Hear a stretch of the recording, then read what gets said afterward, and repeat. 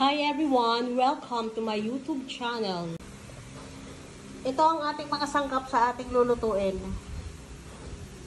Alamang, bawang sibuyas, kamatis at saka bell pepper.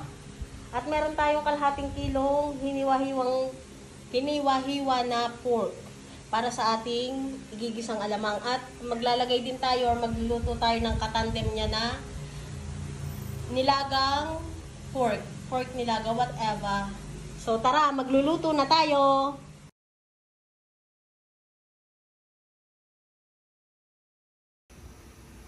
Ito na yung ating nilalagang pork.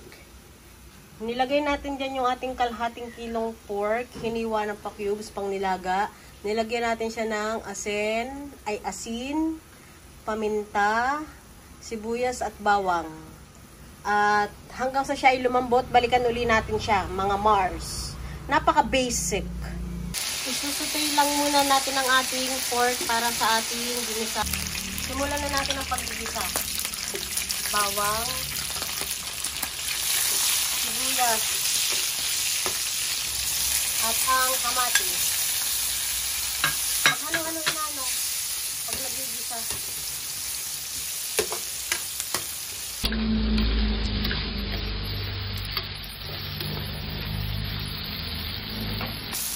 Nilagyan niya ng konting soy sauce, pampalasa, paminta. Nilagyan siya ng mga kalahating cup na tubig, patanapan lang sa sa karne para lumambot. Maya-maya natin nalagay yung ating alamang. Palambutin lang yung karne. Lalagay na natin yung ating alamang. Yung alamang natin ay isang cup lang o kalahati. Kalahating cup. Oh, isang cup pala ito.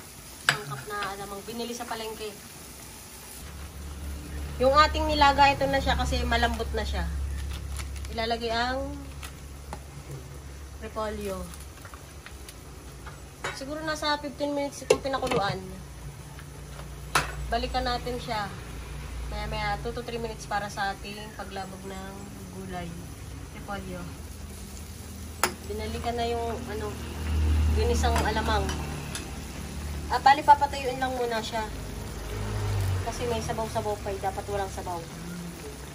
Parang niluluto daw, niluluto.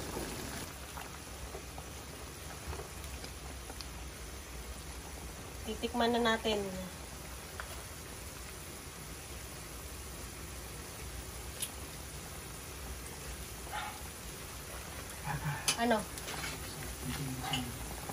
Masarap na yung nilaga, kulang daw sa asin.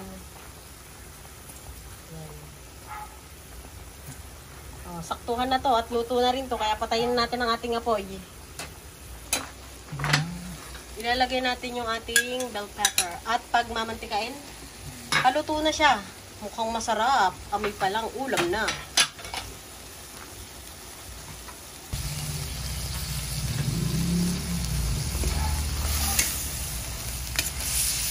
Luto na ang ating ginisang alamang.